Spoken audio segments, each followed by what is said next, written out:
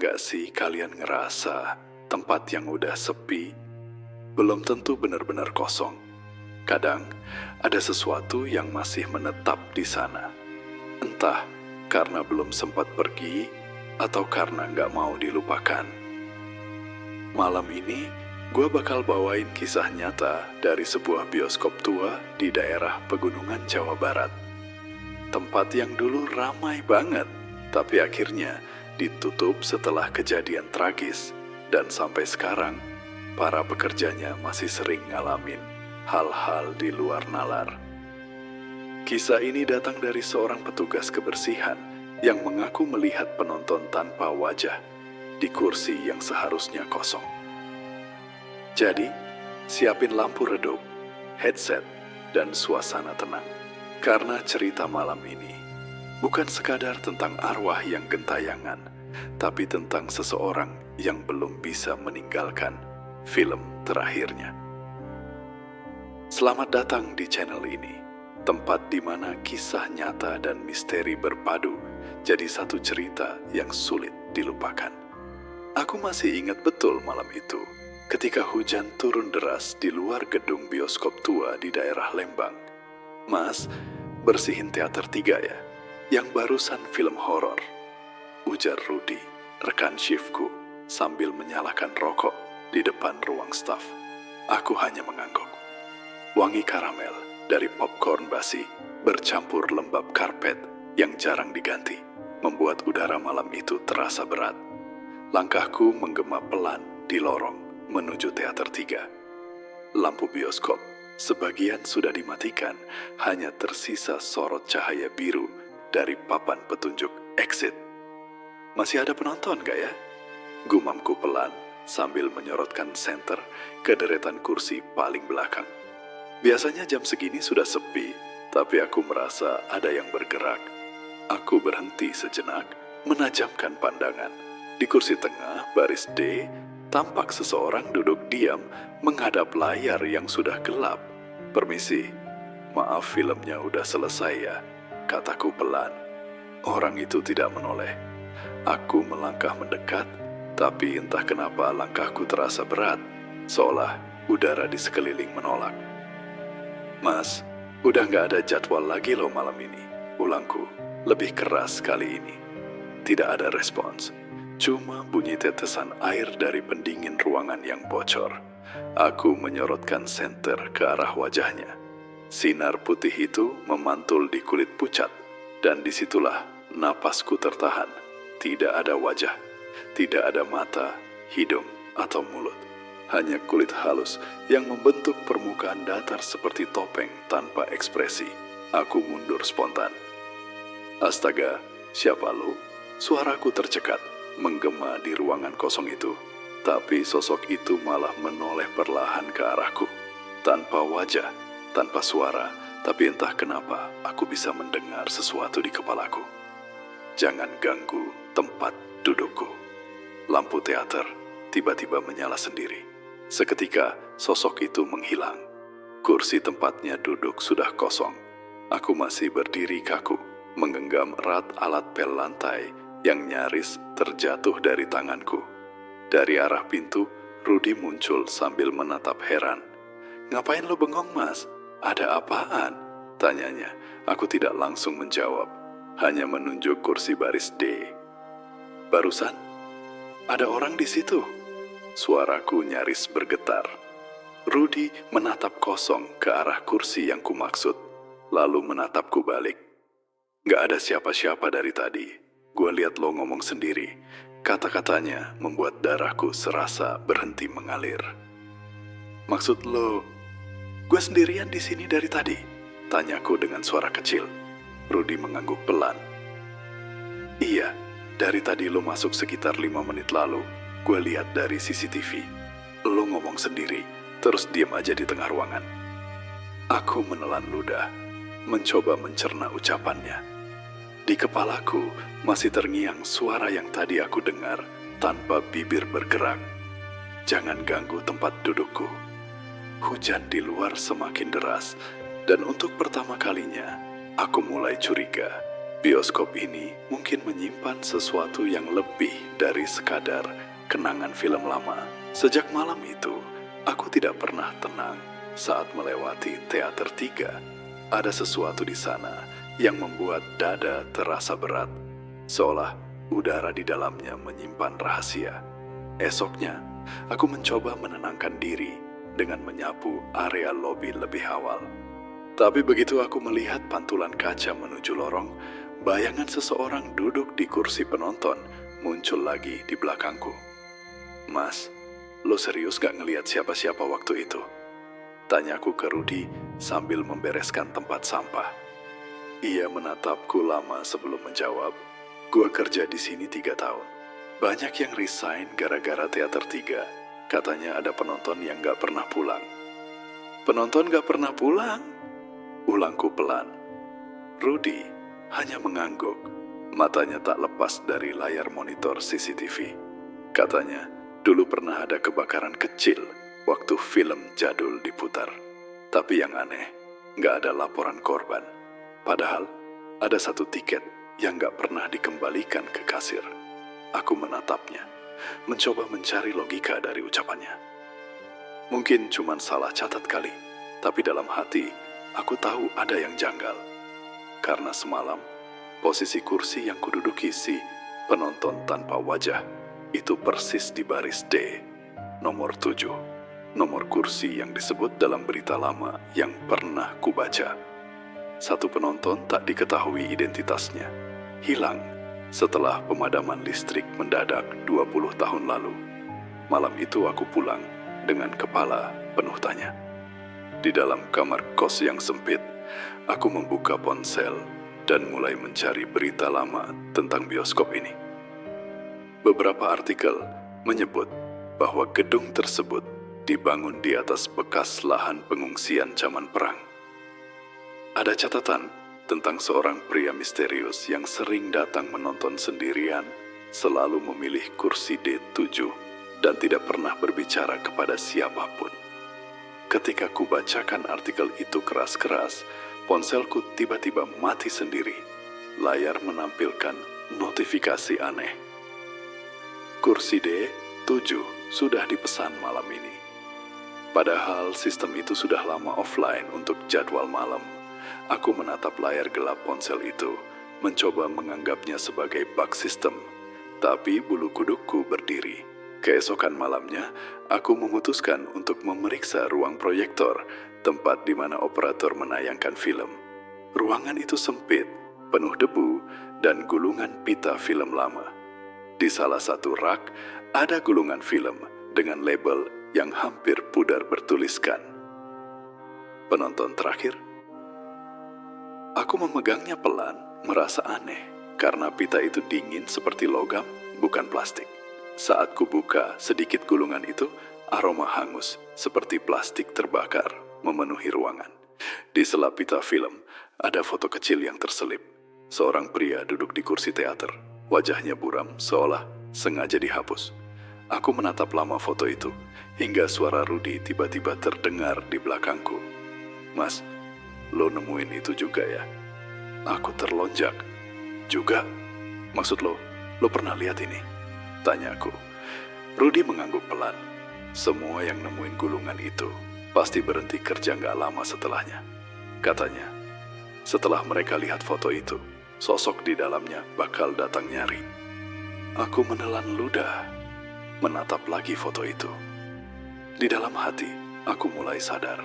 Mungkin malam pertama aku melihatnya bukan kebetulan. Mungkin aku telah membangunkan sesuatu yang sudah lama diam di kursi D7. Sudah 3 malam sejak aku menemukan gulungan film itu. Setiap kali aku melewati ruang proyektor, udara terasa lebih dingin dari ruangan lain. Seperti ada sesuatu yang menatap dari balik bayangan. "Mas, lo masih simpan film itu?" tanya Rudy saat kami duduk di ruang staf. Aku hanya mengangguk pelan. "Gua taruh di loker." "Kenapa?" Rudy menarik napas panjang. "Kalau gua jadi lo, mending balikin aja ke tempat semula. Ada yang bilang film itu nggak boleh diputar lagi." Aku menatapnya dengan kening berkerut. "Nggak boleh? Kenapa?" Ia menatapku serius. Wajahnya lebih pucat dari biasanya. Karena katanya film itu bukan rekaman biasa, tapi rekaman dari kejadian yang gak seharusnya disaksikan manusia. Ucapannya menempel di kepalaku sepanjang malam. Saat aku bersih-bersih di teater 3, layar besar di depanku tiba-tiba menyala sendiri. Bukan cahaya putih seperti biasa, tapi cahaya redup, kekuningan, seperti proyektor kuno. Di layar, muncul bayangan seseorang duduk di kursi D7. Kursi yang selama ini menghantui pikiranku. "Rudy, lo nyalain proyektor ya?" teriakku, tapi tidak ada jawaban. Hanya suara gemerisik seperti film lama yang berputar. Aku menatap layar itu, dan tiba-tiba gambar di dalamnya berubah. Aku melihat diriku sendiri, sedang berdiri di tengah ruangan, menatap layar yang sama. Aku merinding. "Apa-apaan ini?" gumamku pelan. Di layar, versi diriku bergerak lebih dulu daripada aku. Ia menoleh ke arah kursi D7 sebelum aku sempat menoleh. Dan ketika aku mengikuti gerakan itu, kursi D7 kosong. Tapi dalam bayangan layar, ada sosok yang perlahan berdiri dari kursinya.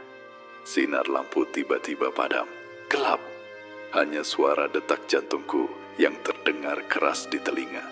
Saat senter di tanganku menyala kembali, aku melihat kursi D7 kini terlipat ke bawah, seperti baru saja diduduki seseorang. "Gak mungkin," bisikku pelan. Aku segera keluar ruangan dan berlari menuju ruang kontrol CCTV. Rudy sedang menatap monitor dengan wajah pucat pasi. "Mas, lihat ini," katanya gemetar. Di layar CCTV, terlihat teater 3-0 total. Tapi yang bikin jantungku berhenti, di pojok kanan bawah, tampak aku sedang berdiri di tengah ruangan. Padahal, jelas-jelas aku sudah di luar, di ruang kontrol. "Gimana bisa?" tanyaku dengan suara serak. Rudy tidak menjawab. Ia menunjuk ke jam rekaman di layar. "Mas, rekaman itu dari 30 menit lalu, tapi nggak ada satupun data yang nyimpen filenya.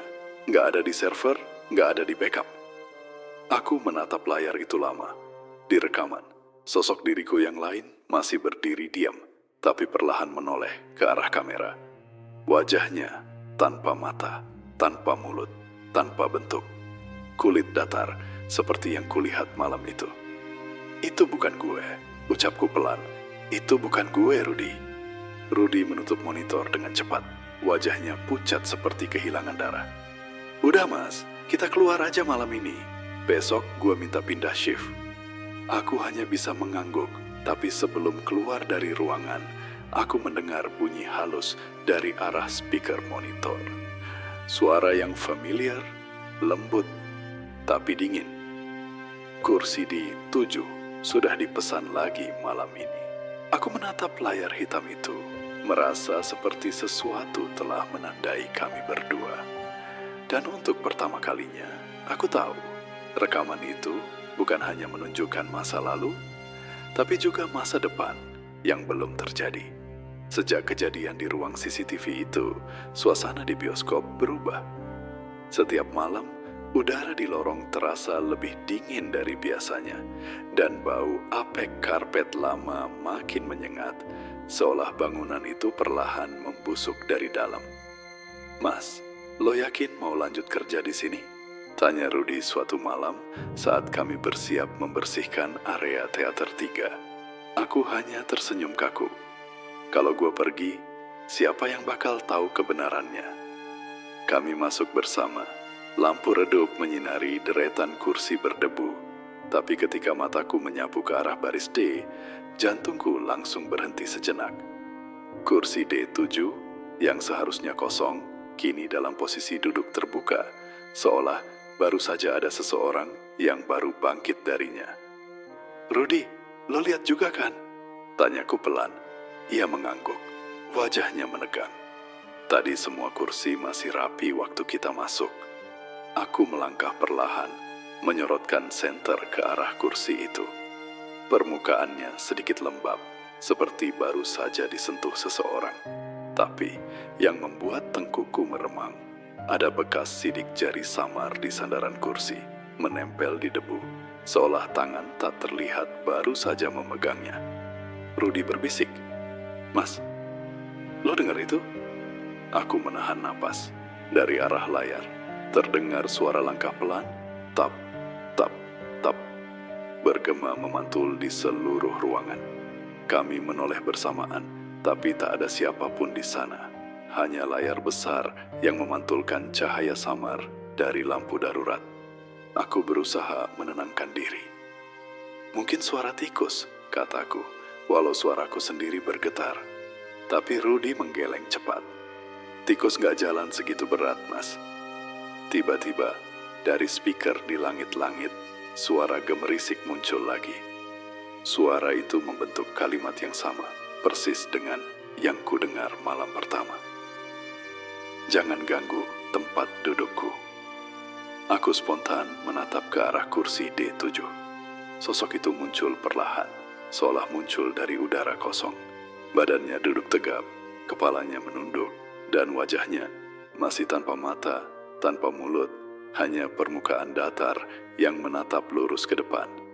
Lampu darurat berkedip pelan, membuat bayangannya bergerak di dinding, seperti siluet hidup. "Mas, jangan gerak," bisik Rudy. Suaranya nyaris tak terdengar. Aku menelan ludah, menatap sosok itu yang kini mulai berdiri. Langkahnya berat, tapi tidak menimbulkan suara. Ia berjalan ke arah kami perlahan. Di setiap langkahnya, udara di ruangan turun beberapa derajat. Ketika jaraknya hanya tinggal beberapa meter, tiba-tiba layar besar di belakangnya menyala. Tertayang potongan berita lama. Kebakaran di bioskop Lembang, 2003. Satu penonton tak diketahui identitasnya hilang, hanya kursinya yang tersisa. Rudy berteriak kecil, "Mas, itu berita 20 tahun lalu." Aku terpaku. Sosok tanpa wajah itu berhenti tepat di bawah layar, seolah menatap tulisan itu. Lalu, dari permukaan wajah datarnya, muncul retakan halus. Dari celah itu, keluar suara pelan, seperti bisikan yang menyeret udara. Filmku belum selesai. Lampu ruangan padam. Kami hanya bisa mendengar napas kami sendiri. Cepat dan ketakutan. Tiba-tiba, sesuatu jatuh di depan kakiku. Sebuah tiket bioskop tua, sudah gosong di pinggirnya. Aku mengambilnya dengan tangan gemetar. Di tiket itu tertulis, "Kursi D7, penonton, Sutanto Wiryawan." Aku menatap nama itu lama, tak pernah mendengarnya sebelumnya. Tapi entah kenapa terasa familiar, seperti pernah kudengar di suatu tempat. Saat kulihat ke arah Rudy, wajahnya sudah pucat. "Mas, nama itu nama kakek gue." Kami saling menatap dalam diam. Tak ada kata-kata yang bisa keluar. Di antara cahaya redup senter yang bergetar di tanganku, kursi D7 kembali kosong. Tapi di udara masih tercium bau hangus, seperti api yang belum padam. Malam setelah kejadian itu, aku dan Rudy duduk diam di ruang staf tanpa sepatah kata pun. Hujan mengguyur deras di luar, menampar kaca jendela seperti ribuan jari mengetuk serentak. Rudy menatap tiket gosong itu di tanganku. "Mas, gue gak ngerti. Nama itu udah gak pernah disebut di keluarga gue lebih dari 20 tahun. Aku menatapnya, mencoba memahami. "Kakek lo, Sutanto Wiryawan. Lo yakin itu dia?" Rudy mengangguk pelan. "Iya, dulu bokap gue pernah cerita kakek hilang di bioskop waktu lagi nonton sendirian. Tapi waktu itu, keluarga dilarang ngomongin kejadian itu lagi. Katanya aneh. Jasadnya gak pernah ketemu." Suasana hening sejenak. Hanya bunyi detak jam dinding tua yang terdengar. Aku mencoba mencari logika di balik semua ini. "Mungkin tiket itu cuma kebetulan," kataku ragu. Tapi Rudy menggeleng cepat. "Enggak, Mas. Lihat tanggalnya. 2 Mei 2003. Itu malam terakhir kakek gue hidup." Aku menelan ludah. Ada sesuatu yang terasa dingin menjalar dari tulang punggungku. Kami memutuskan untuk mencari tahu lebih banyak. Esoknya, setelah shift pagi, kami mendatangi arsip kantor lama bioskop itu. Ruang bawah tanah berdebu dengan lemari besi, berisi catatan pengunjung dan laporan insiden. Petugas arsip yang sudah tua menatap kami aneh ketika kami menyebut nama Sutanto Wiryawan. Kalian masih mau nyari orang itu? Udah lama banget, nak. Tapi saya ingat satu hal. Ia berjalan perlahan ke rak paling pojok dan menarik sebuah map lusuh berwarna coklat.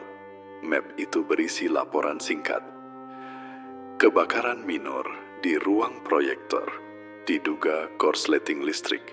Satu penonton tidak ditemukan.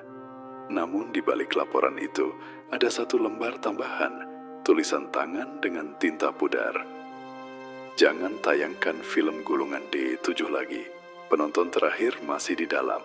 Aku memandang Rudy. Napasku mulai berat. Film Gulungan D7. Bisikku. Itu film yang kita temuin, Rud. Rudy menatapku kosong. Jadi, lo pikir kakek gue masih di dalam film itu? Aku diam. Tak bisa menjawab. Tapi ingatan tentang suara dari layar malam itu. Filmku belum selesai. Tiba-tiba terasa terlalu nyata untuk diabaikan. Malamnya, aku menonton ulang CCTV dari Teater 3 lewat laptop pribadi. Tidak ada file baru. Tapi jam 2 dini hari, salah satu folder otomatis terbuka sendiri. Di dalamnya, muncul satu video tanpa nama. Aku klik. Gambar goyah, tapi jelas menampilkan seseorang duduk di kursi D7. Kursinya bergerak pelan, seperti ada seseorang yang bernafas di atasnya. Dan di sudut layar, terlihat aku dan Rudy masuk beberapa jam sebelumnya. Padahal, kami tidak pernah menyalakan kamera itu malam itu. Gimana bisa ada rekaman baru? Pikirku panik. Tapi sebelum video itu berhenti, sebuah tulisan muncul di tengah layar. Tayangkan filmnya, biar aku bisa pulang. Keesokan harinya aku menunjukkan video itu pada Rudy. Ia gemetar, wajahnya pucat. Mas, gue harus tahu kebenarannya. Kalau benar itu kakek gue, mungkin dia belum tenang. Aku menatapnya lama, sebelum akhirnya mengangguk. Oke, malam ini kita putar film itu. Rudy menarik napas panjang. Kalau ada yang aneh, kita stop. Aku mengangguk. Kita stop. Tapi kalau itu cara buat nyelamatin arwah dia. Aku menatap tiket gosong itu yang masih kusimpan di saku. Kita harus siap nonton film yang gak pernah selesai. Malam itu, udara di luar terasa berat, seperti hujan yang menahan diri untuk turun. Bioskop sudah sepi, hanya suara pendingin ruangan yang berdesir pelan di langit-langit. Aku dan Rudy berdiri di depan Teater 3, membawa gulungan film penonton terakhir di tangan. Lo yakin? Tanyaku pelan. Rudy menatap lantai sebelum menjawab. Kalau nggak dicoba, dia nggak akan tenang, Mas. Kami masuk ke dalam ruangan gelap itu. Deretan kursi kosong menatap kami seperti saksi bisu. Lampu temaram dari proyektor memantul di dinding, menciptakan bayangan panjang yang bergerak setiap kali kami melangkah. Aku menaruh gulungan film itu di mesin tua. Jari-jariku gemetar. Lo tahu cara nyalain proyektor manualnya? Tanya Rudy. Aku mengangguk, mencoba terdengar tenang. Udah gue pelajarin dari teknisi kemarin. Begitu proyektor dinyalakan, suara mesin berderit pelan, lalu pita mulai berputar. Cahaya kuning pucat memancar ke layar. Gambar pertama muncul, adegan kursi-kursi kosong. Sama persis seperti ruangan tempat kami berdiri sekarang. Mas, itu kayak ruangan ini, bisik Rudy. Aku menelan ludah. Bukan kayak itu ruangan ini. Gambarnya bergetar pelan, tapi detailnya terlalu akurat. Ada coretan kecil di dinding, noda di karpet, semuanya identik. Bahkan posisi kami berdua terlihat di pojok layar, seperti pantulan cermin yang merekam masa kini. Rudy mundur satu langkah. Mas, gimana bisa filmnya tahu posisi kita?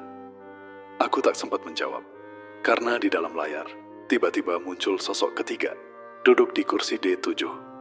Ia menunduk, persis seperti malam pertama aku melihatnya. "Jangan ganggu tempat dudukku." Suara itu terdengar lagi, kali ini jelas, keluar langsung dari speaker bioskop. Lampu ruangan mulai berkedip. Kursi di baris D bergerak sendiri, berderit pelan. Aku menatap layar, dan sosok di dalam film perlahan menoleh ke arah kamera, ke arah kami. Wajah datarnya mulai berubah, retak, seperti tanah kering yang pecah. Dari celah-celah itu muncul cahaya merah samar, berdenyut seperti nadi. "Matikan, Mas!" teriak Rudy panik. Aku menekan tombol stop, tapi mesin tidak mau berhenti. Pita terus berputar semakin cepat, mengeluarkan suara mendecit keras. Layar kini menampilkan gambar api, membakar kursi demi kursi di dalam teater. Suara orang menjerit samar-samar terdengar, disusul desisan seperti seseorang berbisik dari belakang leherku. "Filmku belum selesai." Aku menoleh cepat, tak ada siapapun. Tapi ketika kulihat lagi ke layar, sosok tanpa wajah itu kini berdiri di depan gambar api, menatap lurus ke arah kami. Ia mengangkat tangan, dan tiba-tiba suhu ruangan turun drastis. Napas kami berubah jadi uap putih. "Mas!" Dia keluar dari layar. Rudy berteriak. Aku melihat dengan mata kepala sendiri. Sosok itu melangkah keluar dari cahaya layar seperti bayangan yang berubah menjadi daging. Suaranya menggema di seluruh ruangan, rendah dan serak. "Tonton sampai habis, biar aku bisa pulang." Aku berusaha mematikan listrik utama. Begitu saklar kutarik, layar langsung gelap, tapi ruangan tetap diterangi cahaya merah samar dari entah mana. Sosok itu menghilang. Hening, hanya mesin proyektor yang masih berputar, padahal gulungan film sudah terlepas. Rudy terisak pelan. "Mas, tadi gua lihat mukanya." Aku menatapnya. "Gak mungkin, dia gak punya wajah." Rudy menggeleng pelan. "Sekarang dia punya, dan itu muka kakek gua." Aku terdiam. Di lantai, gulungan film terbuka. Pita hitamnya menyebar membentuk lingkaran. Di tengah-tengahnya tercetak samar tulisan terbakar. "Kursi D7, pertunjukan terakhir." Kami keluar dari ruangan dengan langkah gemetar, meninggalkan layar yang masih berpendar redup. Tapi sebelum pintu menutup, aku mendengar suara lain, pelan tapi jelas, dari dalam sana. "Terima kasih sudah menontonnya. Sudah 3 hari berlalu sejak malam pemutaran itu, tapi rasanya seperti baru kemarin.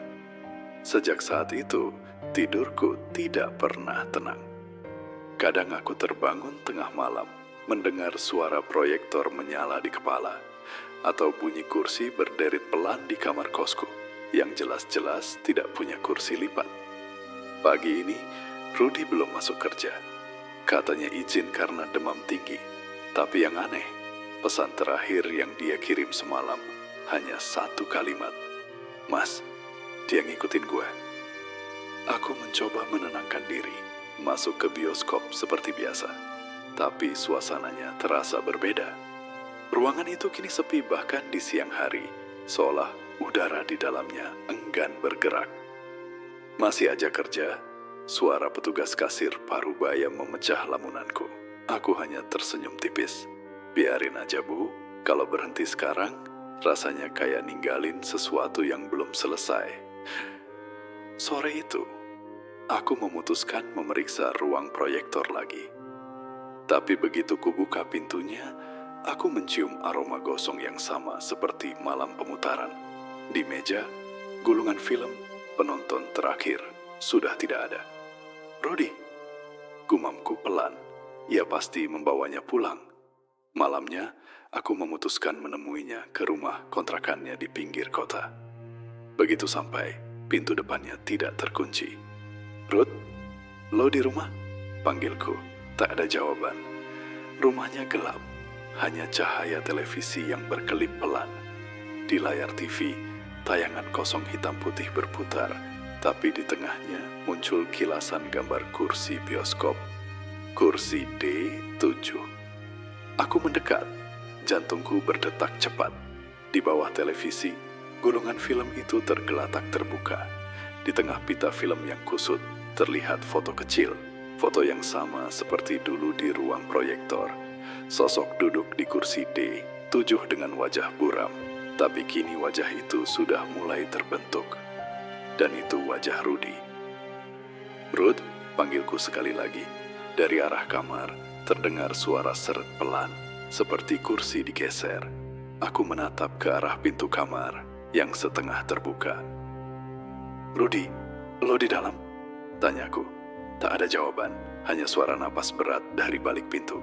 Aku mendorongnya perlahan, dan jantungku seakan berhenti berdetak.